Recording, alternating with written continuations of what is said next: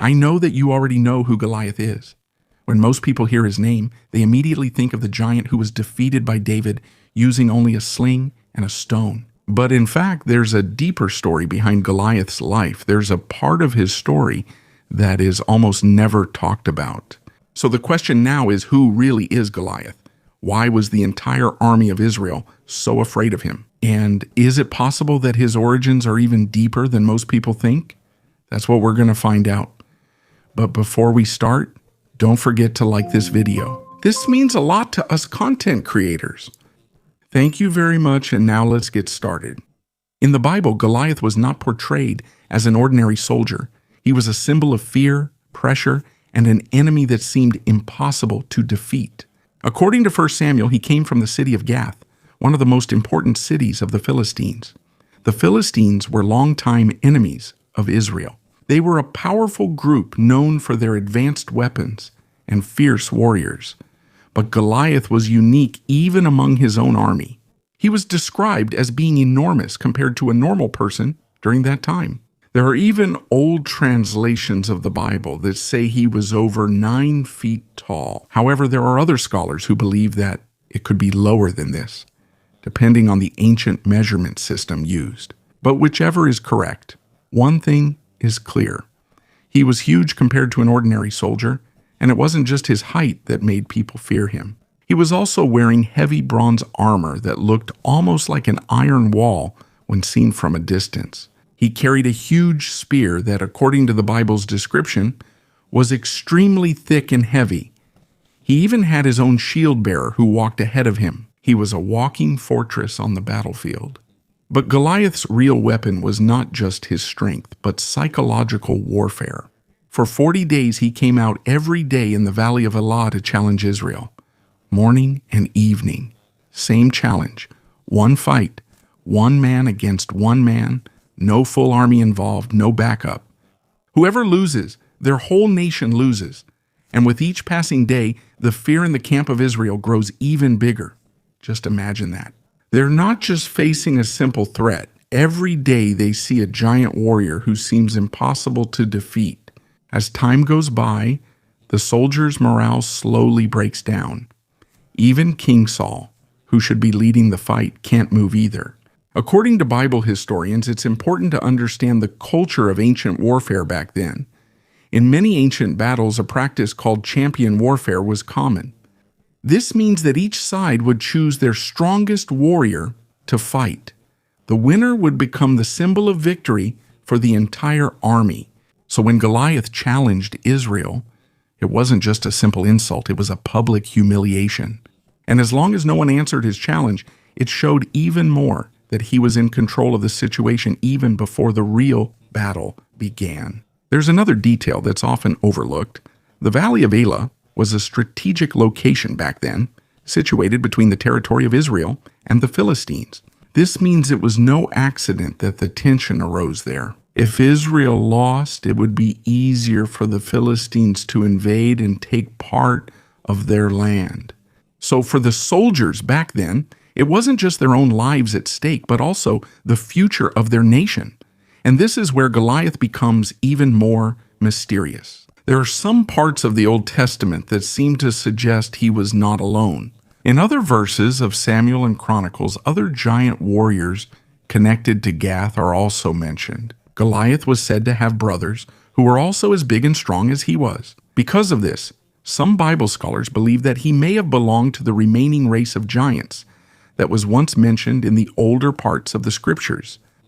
But it's important to say that there is a lot of debate about this. Not all scholars have the same interpretation. Some believe that they were literal giants, while others say that the description might just be exaggerated as a symbol of the great strength and danger of their army. Nevertheless, it's clear in the biblical narrative that Goliath had a special reputation. He wasn't just a random soldier. He was a man who could stop an entire army without an actual fight. And this is where the most important part of the story comes in. While the trained soldiers of Israel were trembling, a young shepherd arrived on the battlefield. He didn't come to fight a war. He just brought food for his brothers. But when he arrived, he saw something that everyone had been hiding for a long time: fear. While other people were looking at Goliath's size, David saw something different. He didn't see an impossible enemy. He just saw another man. And that was the big turning point of the story. Because sometimes the biggest battles don't start with swords or armor. They start in a person's mind. The moment all of Israel believed that winning was impossible, that's when they were truly defeated, even though they were still alive. Goliath was not just a giant of the Philistines. He was a representation of fear that slowly ate away at the confidence of an entire nation. Even so, as the tension in the valley of Elah dragged on, the situation seemed even more impossible for Israel. Not because their enemies were greater in number. It wasn't because they lacked weapons either. It was because of one man. Goliath became a living symbol of defeat even before the real battle began. Every time he stepped out from the ranks of the Philistines, the courage of the soldiers of Israel seemed to vanish instantly. He was like a problem that couldn't be solved by ordinary means. And for 40 days, nothing changed. Same challenge, same silence, same fear. And here comes David. In fact, at first glance, he didn't have any qualities of a warrior. He was young, no armor, no military experience to boast of. But when he arrived at the battlefield, he heard Goliath shout, the same insult they had been hearing for weeks. And then something unusual happened. While other people had gotten used to being afraid, David seemed surprised as to why no one was responding. For him, it wasn't normal to allow the people of Israel to be repeatedly challenged and insulted without anyone fighting back. According to Bible scholars, it's important to understand that David's perspective was different from the soldiers around him. Most of them were focused on Goliath's size, but David was looking at something bigger, his faith in God. So while the trained soldiers were trembling, a young shepherd willingly stepped forward to face the most dangerous Philistine warrior. When the news reached King Saul, he immediately summoned David.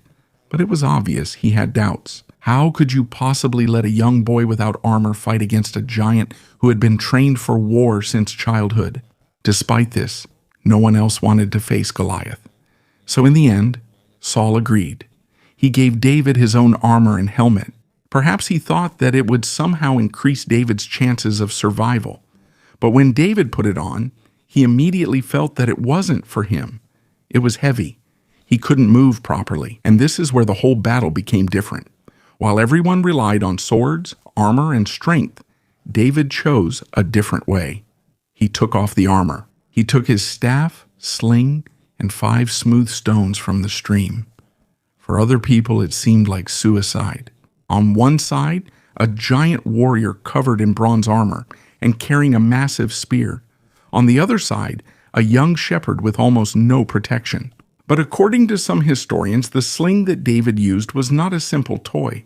In ancient times, skilled slingers could launch a stone with such speed that it was almost as powerful as a modern handgun. If it hit a person's head, it could kill instantly. This means that although David seemed to be at a disadvantage, he was carrying a weapon more dangerous than most people thought.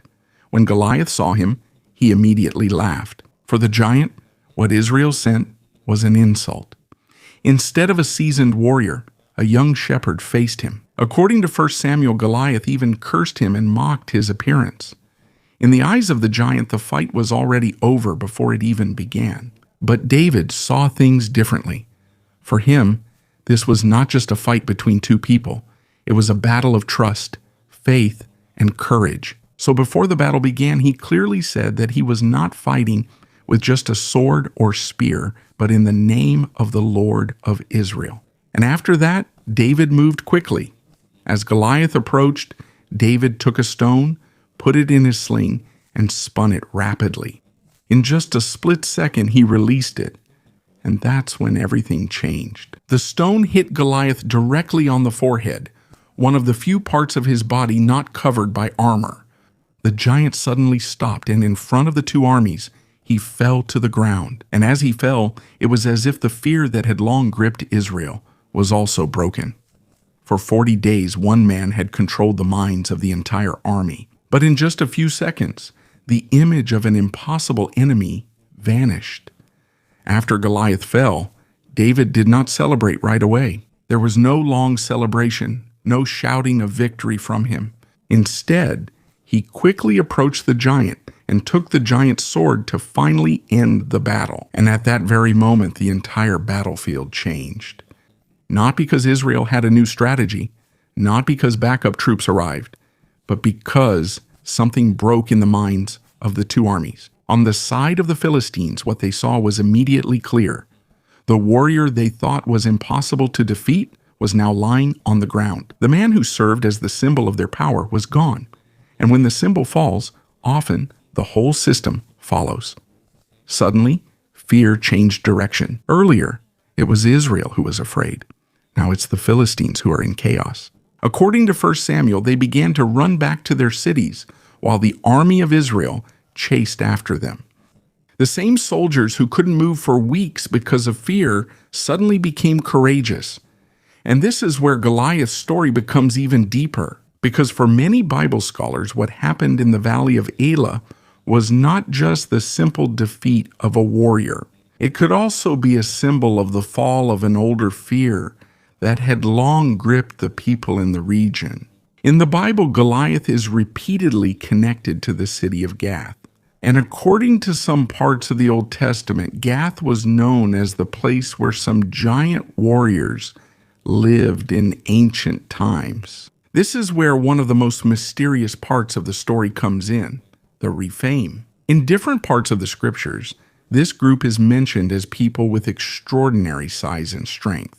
Some translations use the word giants, while other scholars say this may refer to an ancient tribe of tall and fierce warriors. It's important to say that there are many debates about this.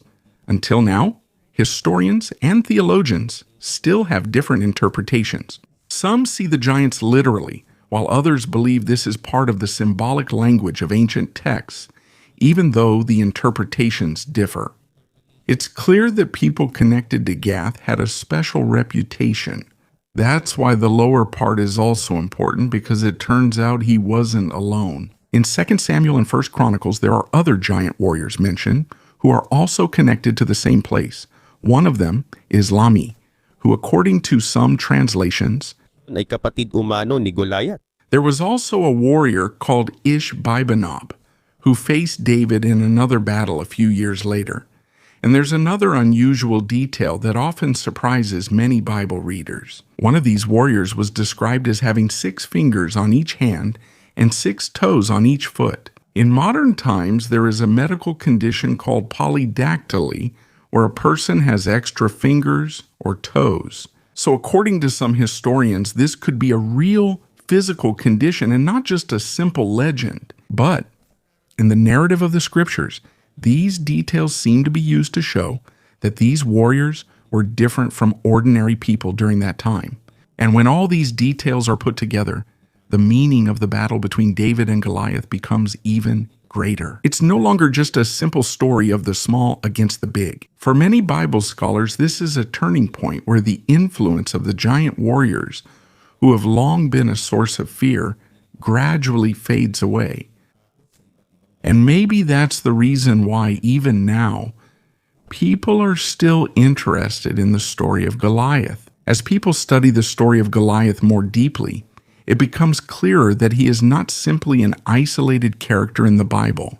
He seems to be part of a much longer history of battles between Israel and the giant warriors who repeatedly appear in the Old Testament. This is where the question becomes more important. Paano kung si Goliath ay He's not really unique. What if he was just one of the last remaining members of an older race of warriors who had long been feared by different nations? In different parts of the scriptures, there are repeated mentions of the Rephaim. Sometimes they are called giants in some translations.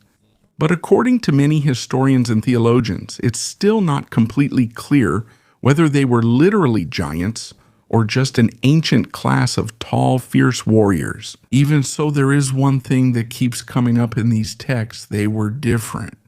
They are often connected to intense wars, harsh territories, and warriors who seem to possess abilities beyond those of ordinary people.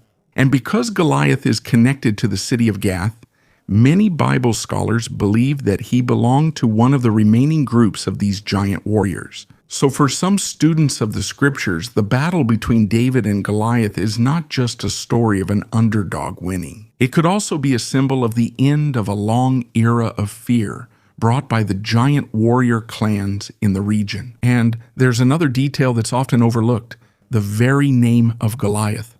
Until now, there is no single interpretation about its true meaning. Some ancient interpretations say it may be connected to words related to sorcery, enchantment, or spiritual practices. But it's important to note this isn't the case. Universally accepted interpretation. Many scholars say that there isn't enough evidence to be certain that's really what his name means. But even if the exact meaning isn't certain, it's clear in the Bible that Goliath has a deep connection to the beliefs of the Philistines. When he faced David, he didn't just boast as a warrior. According to 1 Samuel, he cursed David in the name of his gods. This means that for him, it wasn't just that. It was also a spiritual confrontation between different beliefs and cultures. And this is where the whole scene becomes more symbolic. On one side is Goliath, clad in bronze armor, wielding a huge sword, backed by the power of the Philistine military. On the other side is David, without armor, without reputation, but with strong faith. Even Goliath's sword became part of the legend. In some Jewish traditions and rabbinic commentaries, it is often described as a symbol of the giant's power and dominance. So when David used Goliath's own sword to end the battle, for some, it also became a symbol of the fall of a long-feared power. But perhaps the most mysterious part of this discussion is the connection of the giants to the older part of Genesis. This is where one of the most debated topics in biblical studies comes in: the Nephilim. In Genesis chapter 6, there is a short but very mysterious passage about beings called the Nephilim before the Great Flood. For many centuries, different interpretations have emerged about this. There are some ancient Jewish traditions that say they are connected to the sons of God and human women. Other scholars, on the other hand, believe that this is just symbolic language used to describe corrupt rulers or violent warrior groups in ancient times. And it's important to understand this. There is no universal agreement about the exact interpretation of this passage. Up to now, theologians, historians, and Bible experts are still debating about this. But one thing is true. The Bible repeatedly mentions people with extraordinary size and strength before and after the flood narratives. And for some scholars, the Rephaim may be the last traces of those ancient stories. If that's true, even just in part, Mas lumalalim ang misteryo ni Goliath. because it's possible that he wasn't just a simple Philistine warrior, he could also be a symbol of a much older memory that has long circulated in the stories of the ancient Near East. And this is where one of the most controversial details about him comes in: his actual height. In the traditional Masoretic text of the Old Testament, Goliath is described as 6 cubits and a span, which, when converted to modern measurement, is more than 9 feet tall. But according to some historians and researchers who study the Dead Sea Scrolls, there is an older manuscript that says he was only 4 cubits and a span tall, which is closer to around 6.5 feet, and this remains a big debate in biblical studies up to now. If the Masoretic text is correct, Goliath would practically be a giant compared to a normal person back then. But if the Dead Sea Scrolls version is more accurate, he could still be extremely tall for his time, but not as big as what we often see in movies and paintings. And maybe that's the reason why, even now, the discussion about him still hasn't gone away. And this is where the discussion about Goliath becomes even more complicated, because even a simple detail like his height isn't actually that simple. In the ancient world, there was no single standard measurement system like we have today. The length of a cubit could change depending on the culture, time period, and place. Usually, the Hebrew cubit is estimated to be around 52 to 54 centimeters. So when the traditional measurement from the Masoretic text is used, it's possible that Goliath was over 3 meters tall, a person who almost looked like a monster in the middle of the battlefield. Now imagine that in a real situation. A huge warrior wearing bronze armor that's extremely heavy, carrying a huge spear invisible from afar. He doesn't even need to charge right away, just to intimidate. Sometimes his presence alone is enough to break the enemy's spirit. And maybe that's the real reason why no one fought him for 40 days. Even before David's stone hit his forehead, Goliath had already been winning in other ways, in people's minds, through fear, in the belief that he was impossible to defeat. But no matter how strong he was, no matter how heavy his armor, or how formidable his reputation was, he still fell. And this is where the most important part of the whole story comes in. Because as many centuries passed, the battle between David and Goliath was no longer seen as just a simple historical event. It gradually became a symbol of something deeper, the small against the big, the ordinary against an opponent that seems impossible to defeat. Faith against fear. But before that, there is another big debate that Bible experts still talk about today. What was Goliath's real height? In the Masoretic text, which became the basis for many modern Bible translations, like the King James Version, it is written that Goliath was 6 cubits and a span tall. When this is converted using ancient Hebrew measurements, it reaches almost 3.5 meters. That's enormous. It's almost unbelievable. But according to the Dead Sea Scrolls, which is one of the oldest collections of biblical manuscripts discovered in the 20th century, the measurement written there is different. Only 4 cubits and a span. When converted, that's around 2.4 meters or over 7 feet tall. And this is where scholars' opinions became even more divided. Some believe that the Masoretic text is more accurate because it supposedly matches the dramatic description of the story. But others say that the Dead Sea Scrolls version might be closer to the original manuscript because it is older compared to other surviving copies. The truth is, there is still no absolute consensus up to now. But regardless of which one is correct, one thing is clear. Goliath was not an ordinary person in the eyes of the people during his time. And it wasn't just his height that was frightening. According to the Bible, his bronze armor weighed around 5,000 shekels. When converted to the modern weight system, it reaches roughly 60 kilograms or more. And that's just the armor. Imagine being able to move quickly while carrying that much weight. This just shows that Goliath was not just tall. He was used to war, used to heavy weapons, used to face-to-face combat. And when you combine that with the other giant warriors mentioned in 2 Samuel and Chronicles, the mystery deepens. Because it's possible that he wasn't the strongest among them all. Maybe he was just the most famous. And maybe that's the reason why people's interest in his story never faded, even after thousands of years have passed. Because in the end, the story isn't really just about Goliath's exact height.